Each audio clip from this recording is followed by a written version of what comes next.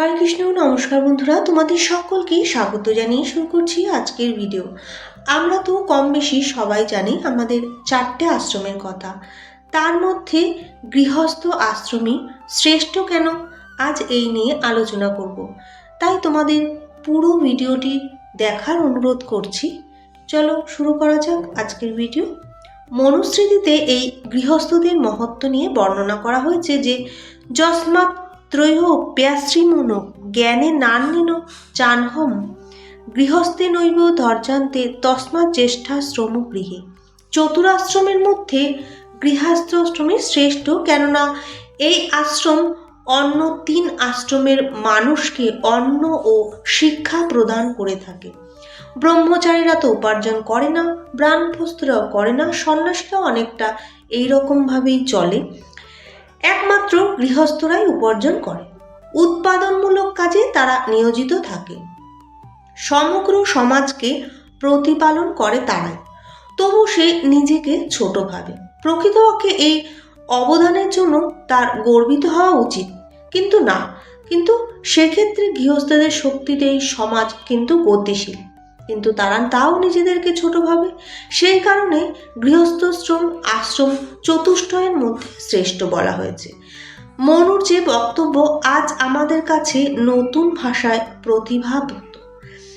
আমি স্বাধীন নাগরিকের আধুনিক সংজ্ঞার কথা বলতে চাইছি যে একজন নাগরিক কেবলমাত্র তার ব্যক্তি জীবনের সঙ্গে যুক্ত থাকবে তা নয়, সমগ্র দেশের কল্যাণ কামনাও নিয়োজিত হতে হবে তাকে। তাই দেশের অগ্রগতির ভাবনার কথা মাথায় নিয়ে কাজ করার মধ্য দিয়েই ব্যক্তির প্রকৃত নাগরিক বা সৎ গৃহস্থে উত্তরণ সম্ভব। তাই আজ প্রকৃত গৃহস্থ বলতে সৎ নাগরিককেই বোঝায়। সত্যিকারের নাগরিকের মন হবে উদার, সে সমস্ত মানুষের উন্নতির কথা চিন্তা করবে, আবার সেই অনুসারেই কাজ করবে। গৃহস্থ নাগরিকে পরিণত না হয়ে সে নামেই গৃহস্থ থেকে যায়, প্রকৃতপক্ষে সে গৃহ সীমানায় বন্দী হয়ে যায়। 21 বছর বয়সে ভোটাধিকারের সঙ্গে সঙ্গে আমরা নাগরিক রূপে যে স্বীকৃতি পেয়ে থাকি, বয়সসীমা এখন নেমে এসে দাঁড়িয়েছে 18-তে। এটি বাহ্যিক স্বীকৃতি মাত্র, জাতি ও সমাজের প্রতি একটা দায়বদ্ধতা আছে সমস্ত নাগরিকের। সমাজ কল্যাণ ভাবনা ও সমস্ত কাজের মধ্য দিয়ে তার কল্যাণ সাধন, এগুলো প্রকৃতি নাগরিকের বৈশিষ্ট্য। নাগরিক জীবনে 2টো দিক আছে, একটি স্বাধীনতা, নারী বা পুরুষ প্রত্যেকেই কিন্তু সমান অধিকার আছে, অপরটি স্বাধীনতার পাশাপাশি সামাজিক দায়িত্ব বা কর্তব্য পালন। নাগরিকের পক্ষে জাতির প্রতি কর্তব্য সচেতনতার অবশ্যই প্রয়োজন। স্বাধীনতা ও কর্তব্য পালন দুটি মূল্যবোধ যখন কোনো ব্যক্তি জীবনে একই সঙ্গে দেখা যায়, তখনই সে নাগরিক বা প্রকৃত গৃহস্থ হয়। আজ আমাদের দেশে লক্ষ লক্ষ প্রাপ্তবয়স্ককে সত্যিকারের নাগরিক হওয়ার শিক্ষাদানের প্রয়োজন দেখা দিয়েছে। সেই উপলক্ষে শ্রীরামকৃষ্ণ ও স্বামী বিবেকানন্দের আবির্ভাব হয়েছে। তারা মানুষকে আত্মশক্তি ও আত্মবিশ্বাসের শিক্ষা দিয়েছেন, শিখিয়েছেন কিভাবে অপরের অনুভব করতে হবে, অপরের জন্য ভাবতে হবে, নিজের অন্তরের সহজাত পারমার্থিক সত্তার প্রতি আস্থাশীল হতে হবে। স্বামী বিবেকানন্দ আত্মশ্রদ্ধার উপর বারবার জোর দিয়েছেন। তিনি বলেছেন, আমরা 33 কোটি দেবদেবীকে বিশ্বাস করি, কিন্তু তা আমাদের সাহায্যে কোনো আসে না, কারণ আমরা নিজেকেই বিশ্বাস করি না। তাই তিনি বারবার উপদেশ দিয়েছেন, সবার আগে নিজেকে বিশ্বাস করো, তারপর ঈশ্বরে বিশ্বাস ও মানুষের উপর আস্থাশীল হতে হবে। একজন সত্যিকারের গৃহস্থ হতে হলে আত্মবিশ্বাস ও আত্মনির্ভর একান্ত প্রয়োজন। দেশের মানুষই হারাতে বসেছে। আমি গৃহস্থ সংসারী মানুষ, অস্তিত্ব নিয়ে কোনো রকমে টিকে আছি, এইভাবে নিজেদেরকে ছোট করতেই তারা অভ্যস্ত। তাই এই সমস্ত ধারণাকে দূরে সরিয়ে রেখে মনকে প্রসারিত করতে হবে দেশের উন্নতির জন্য। তাই বিগত 800 বছরের ইতিহাস দেখতে পাই যে অন্যেরা ইতিহাস সৃষ্টি করেছে, আমরা তা শিকার হয়েছি মাত্র। গৃহে এই বোধ থেকে জাত ও দুঃখকে ছেঁটে ফেলার সময় এসেছে। এই যুগে আমরাই ইতিহাস সৃষ্টি করব। সংসারে আমরা এই অবসাদ আমাদের মুছে ফেলতে হবে। সংসারে বাস করার কোনো ক্ষতি নেই, কিন্তু মনের মধ্যে স্বার্থপরতা, শোষণ, নীচতা প্রভৃতি সংসার বৃদ্ধি যেন স্থান না পায়। শ্রীরামকৃষ্ণ এই শিক্ষা দিয়েছিলেন। তিনি আরও বলেছেন, জলে নৌকা থাকুক, কিন্তু নৌকায় যেন জল না থাকে, তাহলে তার উদ্দেশ্য ব্যর্থ হয়ে যাবে। আমাদের এই চেতনা আসা দরকার যে আমরা স্বাধীন ভারতের নাগরিক। ভারতবর্ষ এখন স্বাধীন, কোনো রাজা বা রাজকুমারের অধীন নয়। প্রত্যেক নাগরিক স্বাধীন ও মুক্ত। এরই নাম গণতন্ত্র। গণতন্ত্রে নাগরিকের মর্যাদা সর্বোচ্চ। এখন আমাদের নিজস্ব সংবিধান আছে। মহাকাশে ঘুরছে আমাদের নিজস্ব উপগ্রহ। আমাদের দায়িত্ব এখন অনেক বেড়েছে। আমরা ভুলে গিয়েছিলাম যে জাতির প্রতি আমাদের দায়িত্ব ও কর্তব্য আছে। নিজের সুখ প্রাপ্তি স্বর্গ কামনায় আমরা মত্ত ছিলাম। ভুলেই গিয়েছিলাম এই সমস্ত কথা। এই আত্মকেন্দ্রিক মানসিকতার ছেদ পড়ার সময় এসেছে। রামকৃষ্ণ বিবেকানন্দ সত্যি দেখতে পায় মন্দিরে গিয়ে উপাসনা আর দুর্বল পতিত মানুষের সেবায় কোনো প্রভেদ নেই। সত্য কথা কি, আমরা দেবালয়ে গিয়ে ঈশ্বর উপাসনা করি না, অর্থের বিনিময়ে পুরোহিতের উপর দায়িত্ব দিয়ে কর্তব্য সম্পাদন করি। গত 800 বছর ধরে এইভাবে আমরা ধর্মচর্চা করছি, যা আমাদের পতনের কারণ হয়ে দাঁড়িয়েছে। দিনের পর দিন অবস্থা দ্রুত অবনতি হচ্ছে। এখন যেন আরও উন্নতির খানিকটা চেষ্টা চালাচ্ছে।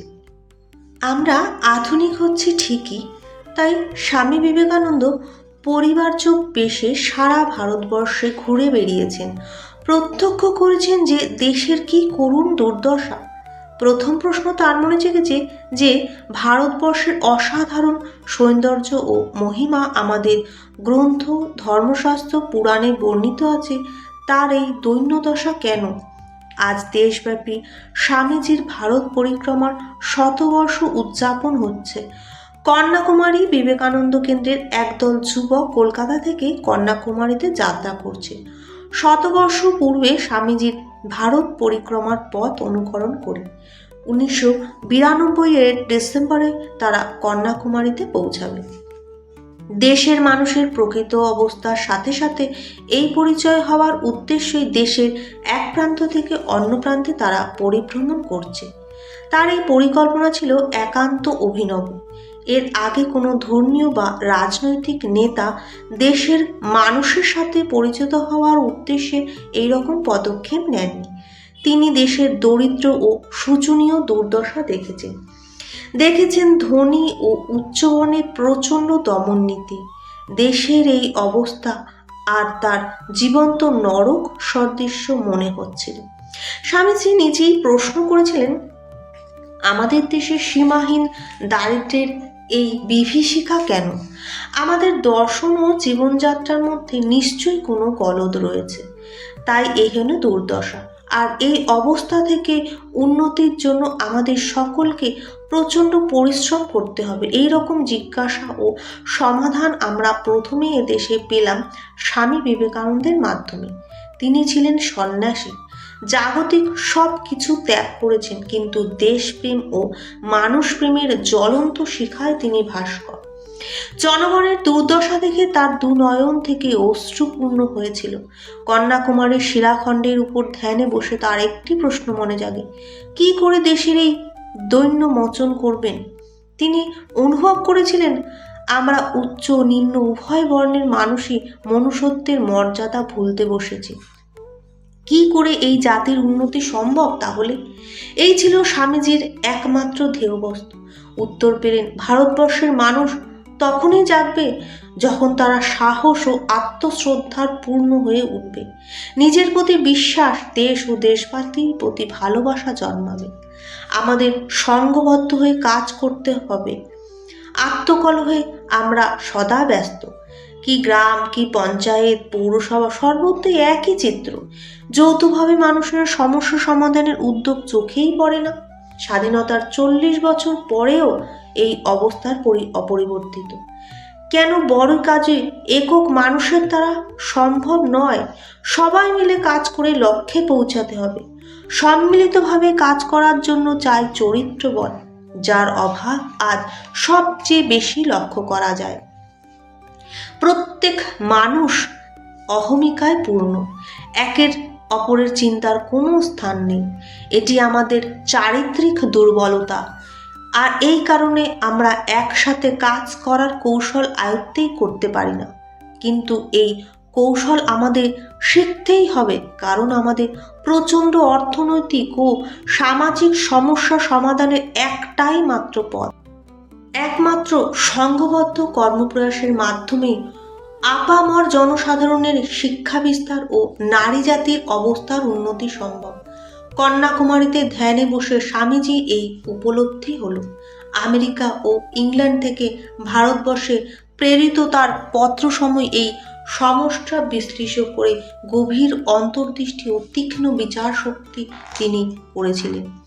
স্বামীজির এই চিঠিগুলো যুবকের মনে প্রচণ্ড অনুপ্রেরণা জাগায়। এগুলি তিনি আমাদের ভর্ৎসনা করেছেন, বলেছেন, তোমরা কি মানুষ? তোমাদের দেশের অসংখ্য লোক অজ্ঞতা ও ক্ষুধায় জর্জরিত, শতাব্দীর পর শতাব্দী বঞ্চনা ও শোষণের শিকার, আর তোমরা উচ্চ শ্রেণীর শিক্ষিত অকর্মণ্য উদাসীন। যতদিন ভারতে কোটি কোটি লোক অজ্ঞানে ডুবে থাকবে, ততদিন তাদের পয়সায় শিক্ষিত, অথচ তাদের দিকে ফিরেও কেউ তাকাবে না।